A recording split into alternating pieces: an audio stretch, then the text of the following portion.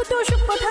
তোমার সাথে কখন দেখা হচ্ছে সেটা বলো। একটা ডিভোর্সি মেয়ে একটা ছেলেকে বলছিল যে আমার তো ডিভোর্স হয়ে গেছে, আমার 2টা সন্তান আছে। আর এই কথাটা শোনার পরও ছেলেটা মেয়েটাকে বলে যে আমি তোমার 2টা সন্তান সহ মেনে নেব, তুমি আমাকে বিশ্বাস করতে পারো।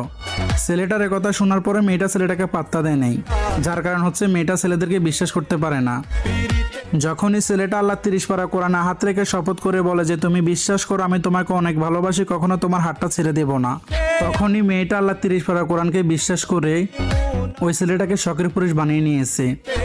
কিছুদিন কথা বলার পরে যখন মেয়েটার দেহ দেখা শেষ হয়ে গেছে, তখনই ওই ছেলেটা মেয়েটাকে বলে যে দেখো তোমার তো 2টা সন্তান আছে, এটা আমার ফ্যামিলি কখনো মেনে নেবে না। তবে এটা সত্য, আমি তোমাকে অনেক ভালোবাসি, কিন্তু কি করার আছে বলো, তুমি আমারে ভুইলা যাও। তুলসী পাতা ভাইবা